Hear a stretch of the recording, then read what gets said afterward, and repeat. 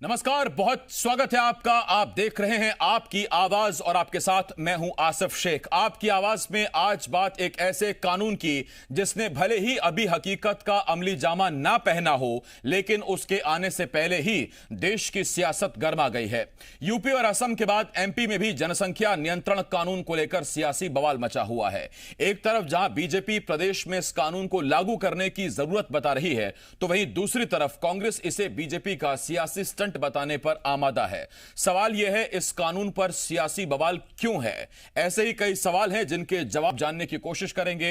एक खास पैनल भी हमारे साथ जुड़ेगा, लेकिन आइए सबसे पहले एक रिपोर्ट देखते हैं।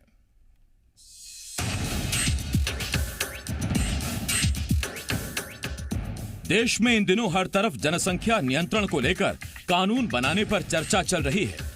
यूपी और असम के बाद एमपी में भी बीजेपी ऐसे ही कानून की जरूरत बता रही है।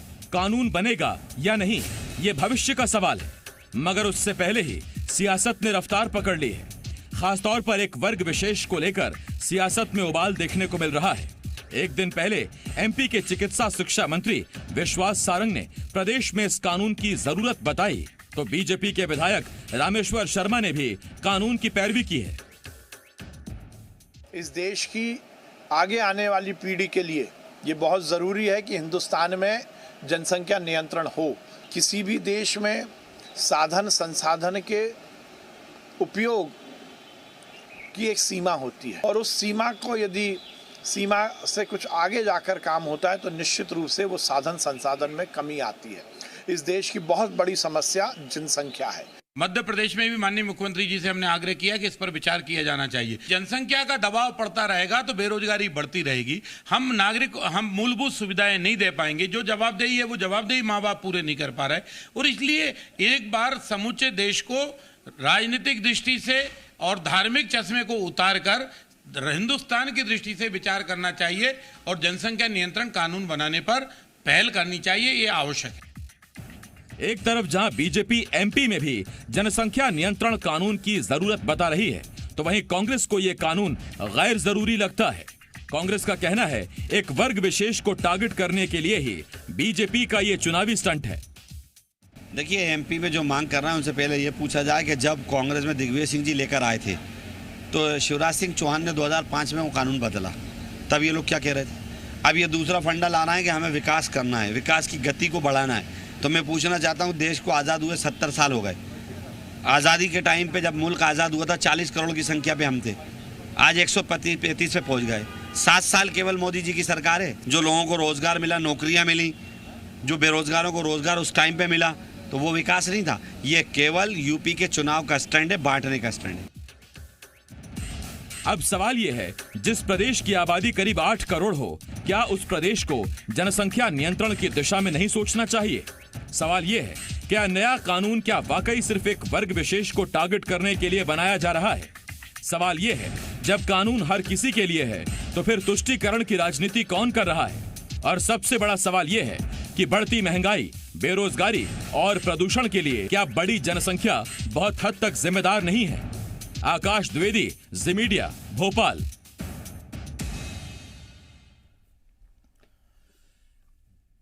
देखिए, जब भी जनसंख्या जनगणना सेंसस की बात होती है तो बहुत सारे आंकड़े होते हैं, और आंकड़े हमेशा से दिलचस्प रहे हैं और आंकड़े हमेशा दिलचस्प होते हैं।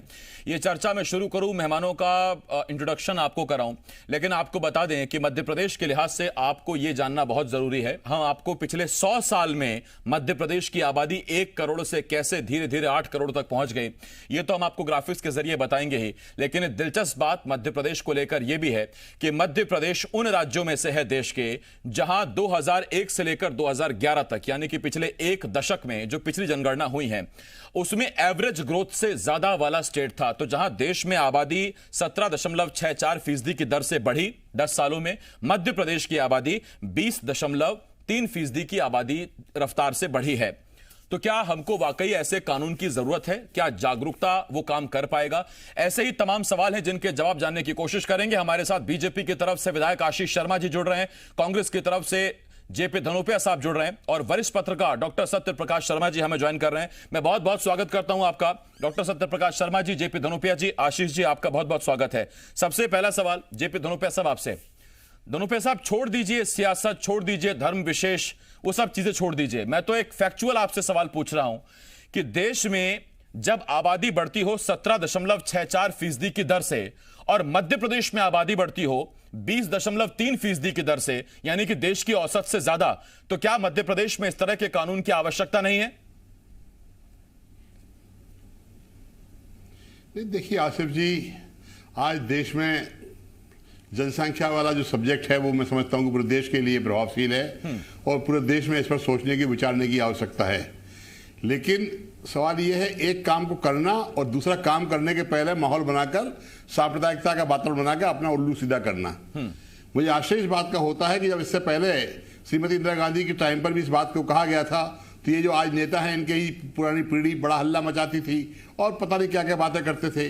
अभी थोड़े ही दिन पहले आरएसएस के पितृ पुरुष आदरणीय मोहन भागवत जी ने कहा कि 10-10 बच्चे पैदा करना चाहिए। अब वो कह रहे हैं कि नहीं साहब, जनसंख्या का हमें नियंत्रण करना चाहिए। हमें कोई आपत्ति नहीं है, करिए ना, कोई दिक्कत नहीं है। केंद्र का विषय है, ये राज्यों का विषय नहीं है। राज्य में तो मध्य प्रदेश में 2001 से भी लागू हुआ है, यहाँ पर तो निचले स्तर पर लागू हुआ। पंचायतों में चुनाव जो होते थे, आज भी पंचायत के सरपंच के और पंच के लिए 2 बच्चों से ज्यादा होने पर उनको चुनाव लड़ने की पात्रता नहीं है। लेकिन सवाल यह है कि आप एक समस्या के रूप में अगर लेके चल रहे हैं तो समस्याएं बहुत सी हैं। अभी इससे बड़ी समस्या सर महंगाई है, कोरोना इससे बड़ी समस्या है। कोरोना में लाखों लोगों की मृत्यु हो गई है। क्या हालात है, पूरे देश में करोड़ों की मृत्यु हो गई है, मध्य प्रदेश में लाखों लोगों की मृत्यु के बाद सैकड़ों की संख्या बता रहे हैं। उन समस्याओं के बारे में हमें चर्चा करना चाहिए, उनके बारे में सोचना चाहिए। जो बेचारे अनाथ हो गए बच्चे, जिनके परिवार के मुखिया चले गए हैं, उनको किस तरह राहत दी जाए। आज महंगाई का आलम देखिए आप, नहीं, पेट्रोल बिक रहा है। कल दिग्विजय सिंह ने एक बयान दिया, धनुपे साहब, कल दिग्विजय सिंह ने एक बयान दिया। उन्होंने कहा कि जो योगी जी आज करने की कोशिश कर रहे हैं, या मध्य प्रदेश में बीजेपी शिवराज जी आज जो कोशिश करने कर रहे हैं, वो 2001 में तो पहली नीति बना रहा था और ये तो बड़ी पॉजिटिव नीति है। तो आज अगर ये नीति सांप्रदायिकता को बढ़ावा देने वाली है, तो फिर 2001 में वो क्या थी? तब वो सांप्रदायिकता को बढ़ावा देने वाली नहीं थी? नहीं, मैं आसिफ जी, मैंने अपनी शुरुआत यहीं से की कि 2001 में ऑलरेडी मध्य प्रदेश में कानून वो हुआ है। सवाल यह है कि करें ना, कानून बनाएं। कानून नहीं बना रहे हैं। अच्छा, धनुपे साहब की दिक्कत ये है कि कानून बनाएं लेकिन माहौल ना बनाएं। और चुनाव को, हाँ मैं समझ गया धनुपे साहब, लौट रहा हूं मैं आपके पास। मैं वही आपसे निवेदन कर रहा हूं, सांप्रदायिक वातावरण बिगाड़कर लोगों में को बहुसंख्यक और अल्पसंख्यक बांट करने का काम करने वाला काम कर रहे हैं ये लोग। कानून मैं इस पर लौट रहा हूं आपके पास। मोदी जी लाया एजेंडा, आता हूं धनुपे साहब, आता हूं, लेकिन पहले देश की समस्याएं हल करें। डॉक्टर सत्यप्रकाश जी आपके पास आ रहा हूं, उसके बाद फिर मैं आशीष जी आपके पास आता हूं। डॉक्टर सत्यप्रकाश जी, क्या ये दोहरी बात नहीं है? हम कोई मना नहीं कर रहे हैं। धनुपे साहब एक मिनट धनुपे साहब, डॉक्टर सत्यप्रकाश जी, जब दिग्विजय सिंह कानून लाए उसी तरह का, तो वो फिर सांप्रदायिक नहीं है। लेकिन अगर अब की सरकार उस कानून को लाकर बात कर रही है, तो दिग्विजय सिंह अकेले हैं जो इसका समर्थन कर रहे हैं, बाकी कांग्रेस को लगता है कि किसी धर्म विशेष या चुनावी स्टंट है। जी आसिफ जी, एक चीज बताऊं, सबसे पहले तो अभी तक ये पार्लियामेंट में 35 बार प्राइवेट मेंबर बिल्स लाए गए हैं। राकेश सिन्हा और मध्य प्रदेश के सांसद यूनियन मिनिस्टर प्रहलाद पटेल का रिसेंट अभी एक बिल लाया गया है। मेरे ख्याल से अगले सेशन में, जो मानसून सेशन स्टार्ट होगा, उस सेशन में इस बिल पर डिस्कशन होने की संभावना है। पहली बात। दूसरी चीज, पिछले 15 अगस्त को प्रधानमंत्री नरेंद्र मोदी ने अपने देश को दिए उद्बोधन में कहा था कि देश के लोग आगे आए और देश हित में अपना योगदान जनसंख्या कंट्रोल करने के लिए करें। इसके मायने निकालना, उनका मतलब ये नहीं था स्ट्रिक्ट चीज नहीं होनी चाहिए, यानी कि लोगों को अवेयर करके इसको कम किया जाना चाहिए। एक में थोड़ा सा इसके दोनों एस्पेक्ट पर अगर विचार करें तो बहुत अच्छा लगेगा। आप 1951 से 2021 में अगर चलते हैं तो आपने टोटल फर्टिलिटी रेट सुना होगा। ये टोटल फर्टिलिटी रेट 5.906 से घटकर सीधा कहां आ गया? 2.1 पर आज खड़ा है। मेरा मतलब आप समझना, ये चीज क्या है? ये चीज है कि पर वुमेन बर्थ, यानी एक वुमेन 2.1 बच्चे पैदा करती, जबकि इसके पहले 51 में 5 बच्चे पैदा करती थी। यानी कि अगर हम कानून लाते हैं, कानून लाना अच्छी चीज है, क्योंकि आज के समय में कि जमीन तो पकड़ नहीं रही है, रिसोर्सेज तो उतने ही सीमित हैं, लेकिन अगर पॉपुलेशन लोड बढ़ेगा तो निश्चित रूप से हमारे पास रिसोर्सेज कम होंगे और हम लोगों को अच्छी सुविधाएं नहीं दे पाएंगे। ये एक बहुत बड़ी बहस का विषय हो सकता है। जिस तरह आपने जो फर्टिलिटी रेट की बात की है, मैं आम भाषा में अगर लोगों को समझा दूं, दर्शकों को समझाना चाहूं, तो सीधा मतलब यह कि पहले एक जोड़े के जहां 5 बच्चे औसत होते थे, अब एक जोड़े के औसत 2 बच्चे होते हैं। जोड़े से मतलब आप एक पति पत्नी को भी उसको लेके चल सकते हैं। तो एक तरफ तो फर्टिलिटी रेट गिरता जा रहा है, वो क्या जागरूकता की बात है, लोग जागरूक हो रहे हैं कि महंगाई इतनी है, बच्चे जितने कम हो उतना बेहतर है। और अगर आप कानून ले आते हैं तो कहीं ये फर्टिलिटी रेट और नीचे ना चला जाए, और कहीं चाइना के सामने जो आज समस्या खड़ी है कि वो वृद्धों का देश होता जा रहा है, हमारा देश कहीं जवान जो देश कहा जाता है वो भी कहीं भविष्य में जाके इस स्थिति पर मैं आपका पॉइंट समझ गया। डॉक्टर सत्यप्रकाश शर्मा जी, आप क्या कहना चाह रहे हैं? देखिए, जब चर्चा चलती तो कई आयाम होते हैं। मैं आशीष जी आपके पास आ रहा हूं। आशीष जी, कांग्रेस की जो एक आपत्ति है वो आपत्ति यह है कि आप समकालीन ज्वलंत मुद्दों से हटकर एक ऐसे विषय पर बात करने पर इस वक्त रुचि ले रहे हैं जिस पर आज से 1 साल बाद 2 साल बाद भी बात हो सकती है। आज महंगाई मुद्दा है, आज कोरोना मुद्दा है, आप अपना फोकस उस पर करिए। देखिए, भारतीय जनता पार्टी की नरेंद्र मोदी जी की सरकार ने देश के उन मुद्दों को सुलझाया है जो बरसों से विवाद का कारण बन रहे थे। आज 3 तलाक का कानून नरेंद्र मोदी जी की सरकार लेके आई। उसके बाद मुस्लिम महिलाओं में आप देख सकते हैं किस तरह से इस कानून को बनने के बाद उनको न्याय मिलने लगा। मैं ये कहना चाहता हूँ, इस जनसंख्या नियंत्रण कानून को किसी धर्म विशेष से जोड़कर क्यों देख रहे हैं? कांग्रेसी लोग क्यों देख रहे हैं? क्या उनको लगता है कि ये किसी धर्म विशेष के खिलाफ है? देश की जनसंख्या कम हो, ये देश के प्रत्येक नागरिक का कर्तव्य है। और भारतीय जनता पार्टी इस कानून का मसौदा उत्तर प्रदेश में भी तैयार हो रहा है और केंद्र सरकार भी प्रयास कर रही है, और हम भी मध्य प्रदेश सरकार से मांग करते हैं कि इस विषय में कानून बनना चाहिए, क्योंकि जनसंख्या पर ही हमारे सभी विकास के काम निर्भर हैं। आज महंगाई बढ़ रही है, आज लोगों को आवास की समस्या उत्पन्न हो रही है, आज जगह जगह और सारी चीजों में हमको व्यवस्थाएं जुटाना पड़ रही है। अच्छा आशीष जी, दिलचस्प बात है, आपने कहा महंगाई बढ़ रही है, तो महंगाई की वाकई बढ़ रही है क्या? देखिए, कांग्रेस ने आरोप लगाया कि महंगाई बढ़ रही है। अभी हाल मेरे साथी धनोपिया जी ने आरोप लगाया महंगाई बढ़ रही है। तो महंगाई बढ़ने का कारण कहीं ना कहीं जनसंख्या है। जनसंख्या वृद्धि बहुत सारी समस्याओं को जन्म देती है। सामाजिक विज्ञान में हमने इस बात को भी पढ़ा है और इसके सांख्यिकी आंकड़े भी हैं कि जब जनसंख्या बेतहाशा बढ़ती है, गलत अनुपात में बढ़ती चली जाती है, तो सरकार के जो विकास की योजनाएं हैं, कहीं ना कहीं पंचवर्षीय योजनाएं जो हम विकास की तैयार करते हैं, वो जब पूरा होने को पहुंचती है तब तक जनसंख्या का इतना विकराल पहाड़ खड़ा हो जाता है कि जितने लोगों के लिए उस योजना को डिजाइन किया गया है उतने लोगों तक भी वो योजना नहीं पहुंच पाती। आशीष जी, मैं आपके पास आ रहा हूं। धनोपा साहब, मैं आपके पास आऊं उससे पहले दिलचस्प आंकड़ा और हम अपने दर्शकों को बता दें, जिस तरफ डॉक्टर सत्यप्रकाश शर्मा जी ने इशारा भी किया। देश में 1911 के बाद से अगर आप देखें, यानी पिछले 100 सालों को देखें आप, तो उन 100 सालों में सबसे ज्यादा अगर आबादी बढ़ी तो वो 3 दशक रहे हैं, 1951 से लेकर 1971 तक, यानी 1951 से 61, 61 से 71। ये 20 साल ऐसे रहे जब बहुत तेजी से देश की आबादी बढ़ी थी। धनोपा साहब, मेरा सवाल आपसे ये है कि जब कांग्रेस कहती है कि एक वर्ग विशेष को टारगेट करने की कोशिश बीजेपी कर रही है, तो पिछले 10 सालों में, यानी पिछले दशक में 2001 से लेकर 2011 तक जिन 5 प्रदेशों में, देश के 5 प्रदेशों में सबसे ज्यादा आबादी बढ़ने का प्रतिशत रहा है, वो है सबसे पहले मेघालय, अरुणाचल प्रदेश, बिहार, जम्मू कश्मीर और मिजोरम।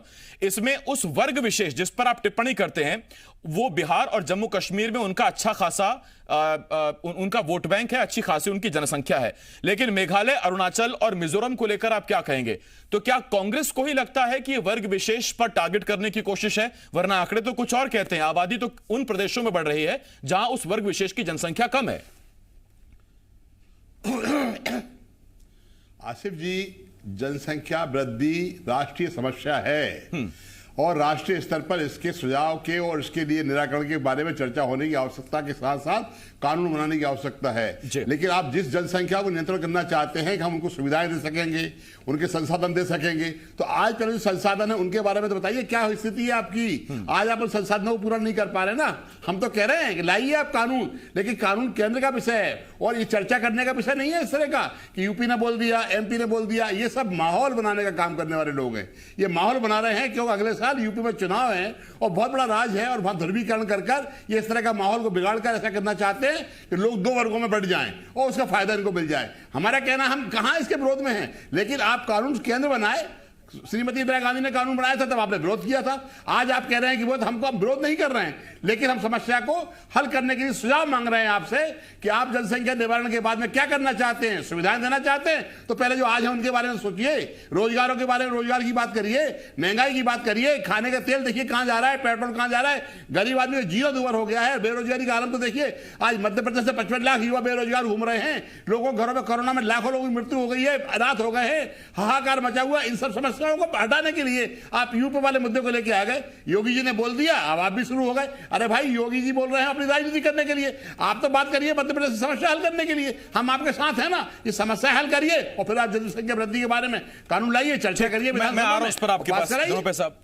आशीष जी देखिए, धनोपिया साहब ने ये कहा कि आप मध्य प्रदेश के जो प्रादेशिक मुद्दे हैं उन पर फोकस रखिए, चुनाव यूपी में है तो यूपी की देखा देखी इधर कानून लाने की आवश्यकता क्या है, ये धनोपिया साहब का आरोप है। देखिए, यदि कोई एक राज्य अच्छा कानून बनाता है तो हमको भी उसका अनुसरण करना चाहिए। लव जिहाद का कानून बना, हमने भी बनाया मध्य प्रदेश में, तो क्या गलत किया? अगर जनसंख्या नियंत्रण के लिए उत्तर प्रदेश कोई फार्मूला लेके आ रहा है तो मध्य प्रदेश को भी उसको अगर मोहन भागवत जी ने कह दिया डीएनए एक ही है हमारा, हो सकती है, क्योंकि हम सबकी सामूहिक जिम्मेदारी है। मोहन भागवत जी ने कहा है कि डीएनए हमारा एक ही है। नहीं तो यही तो कह रहे धनोपिया साहब की डीएनए समेट लो, बहुत फैल गया है डीएनए। मैं लौट रहा हूं आपके पास, एक मिनट। हाँ आशीष जी, डीएनए एक ही है ना, अच्छा कानून अगर कहीं पे बन रहा है तो मध्य प्रदेश में भी उसको लागू करने में किसी को आपत्ति नहीं होना चाहिए। बढ़ती हुई जनसंख्या विकास के लिए एक बहुत बड़ी चुनौती होती है, उससे जनसंख्या धनोपिया साहब एक मिनट, धनोपिया साहब प्लीज। हमने समस्या हल करी है, 8 करोड़ महिलाओं को उज्ज्वला गैस कनेक्शन दिया, 3.5 करोड़